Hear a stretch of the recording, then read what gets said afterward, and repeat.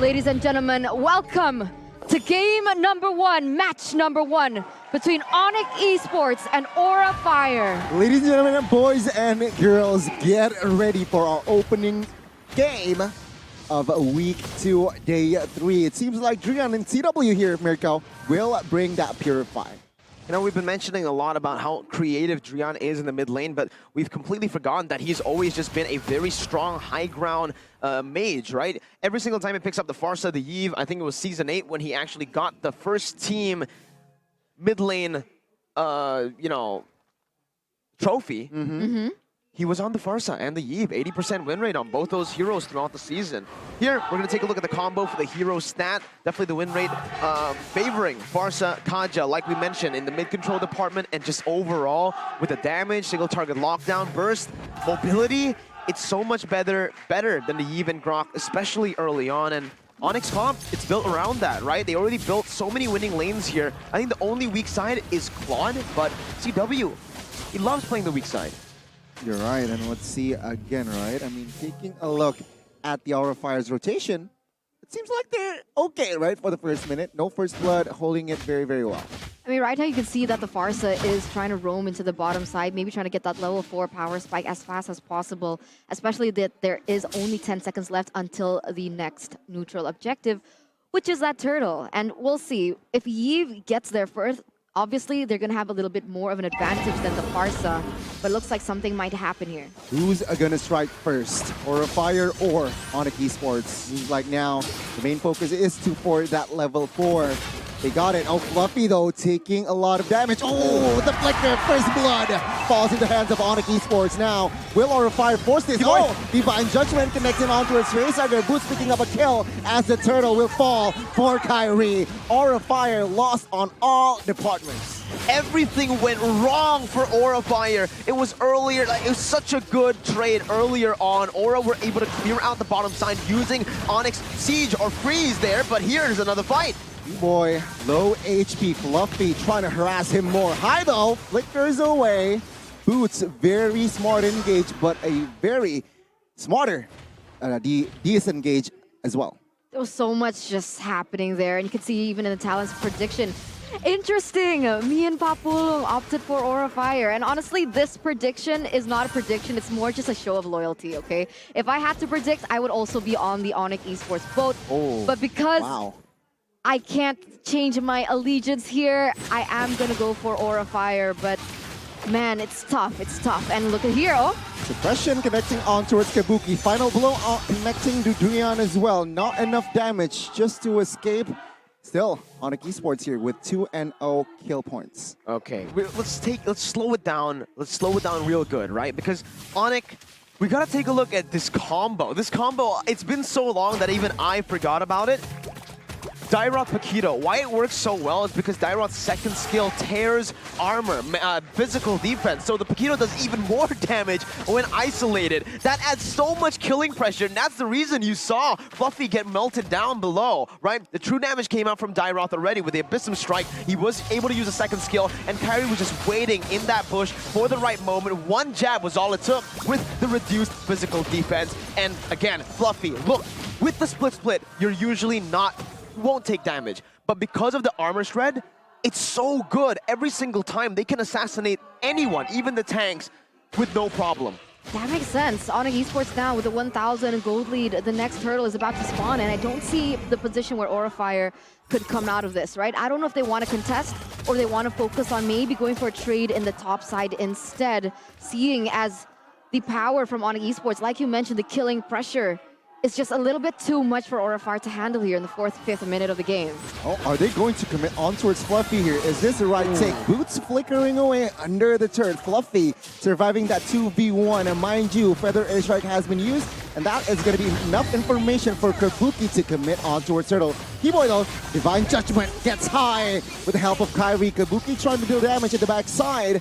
Will not be taken down, but Boots now, juicy target 2v1 and dashes away. So technically that was a 1-for-1 trade, right? Aura Fire was able to get the turtle, but they have to lose high in the process. In the grand scheme of things, if Aura Fire are able to capitalize on the fact that they got the turtle, they should have a better advantage. But in the top side now, CW 3v1 Feather Airstrike and say bye-bye to Chide. High now, trying to clear the way, perhaps deal damage as well, but now it's the 2v1 from that trade.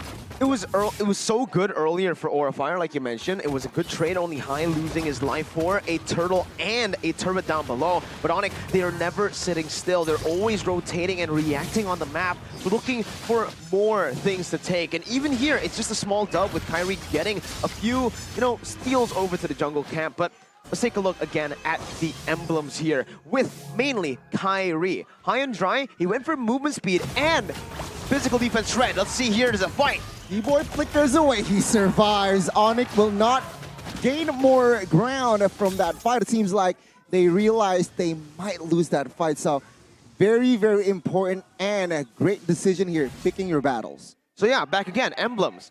We already mentioned about Boots and Kyrie's combo. Dyroth with physical penetration, basically, with the second skill, plus Kyrie's physical penetration that he already has in the emblems. And let's take a look. Hunter Strike, so much penetration early on. Frontliners aren't going to be frontliners for Aura Fire, and that is what ONIC are playing with. Their killing pressure is absolutely insane because Aura are now, look at it, how they're itemizing is they're just getting as much physical defense as possible, not finishing it. Steel leg plates, Dreadnought armor, they're trying to stack it as much as possible to try to nullify that penetration. Teal play, 4-man gang it seems like, but Keyboy will survive. Wild charge though, connecting on towards Boots. Final blow towards the backside, Kabuki picking up a kill. Kyrie now trying to join the fight, will not commit on towards anyone else. It's a 1-4-0. I'm not sure if it's wise for Aura Fire to engage in a fight right now, right? But it does seem like Fluffy gonna go a little aggressive onto ONIC, but nothing happens just yet. And the reason why I say this is because CW just got that golden staff, and that is a huge, huge power spike for CW, and here we go. Raising duets, High, whoa, Kabuki gets a turtle, High flickers away, but another member, Keyboy, gets taken down. Aura Fire now, it seems like they are controlling and dictating the fight. With the killing pressure, you need to also be able to target the right members, and that's what ONIC have just not done. They have taken the opposite route of disciplined gameplay. They're just going head-on straight for these turtles, no setup. Aura were able to react, and here, yes, Aura were behind. 1.4k gold lead for ONIC. Doesn't do much for you, remembering that Chide has still been constantly farming. He is very close to CW, who has a little bit of a lead, but remember, right before the team fight, the golden staff was built already. That's a big power spike. That's a lot of damage. Plus, as well, Kabuki, he is not your traditional frontliner where he just stands in front and soaks in damage. He stands in front, deals damage to you, and can negate a lot of the damage coming back on him. Sure, you can burst, you can put your killing pressure, but once Kabuki pops an eye for an eye, once he's untargetable with the final blow, you can't burst him down.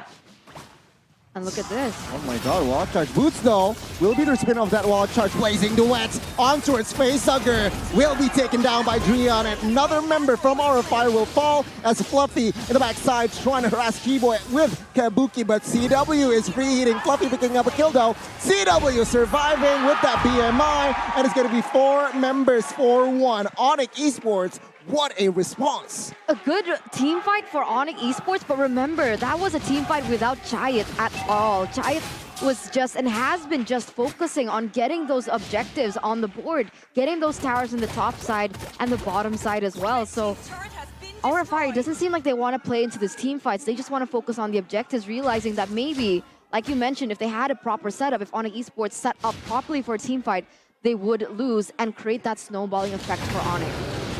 And to add on to that, right, they're still trying to play around the killing pressure a whole lot. The Hunter Strike is already built up from Boots as well, so not only does he have penetration, Kyrie has penetration, and CW is about to build some penetration as well later on in the game with the Malefic Roar. Now what Aura Fire needs to do is, exactly like you mentioned, they need to play with Chayat. I'm not too sure why they actually went for that fight with no neutral objectives on the board, no reason to fight with them having a lead, but I guess you could just say it's Aura Fire playing their style. Chaos, fighting here and there, but without proper setup, they are going to lose in these skirmishes, remembering that their frontliners aren't truly frontliners with the amount of penetration that ONIC have. We saw Keyboy, once he targets the right member, he goes onto the back line, Facehugger gets suppressed. That's all they need, but they're going for another. Flicker wall charge. Boots will be taken down by Fluffy. No, by Chai. Keyboy surviving 1 HP. Kabuki will secure the Lord. Chai running away the backside as well, but Kai will die in the process. Now Fluffy is stuck, but will mount Kyrie in the process. Kabuki and Facehugger will not be able to do damage. Is now looking for a re-engage. 4 men. Will they commit to this? Aura Fire still holding on, but it's going to be 1-for-1, and Aura Fire gets the Lord. Yeah, Aura Fire were able to get the Lord in everything that was happening.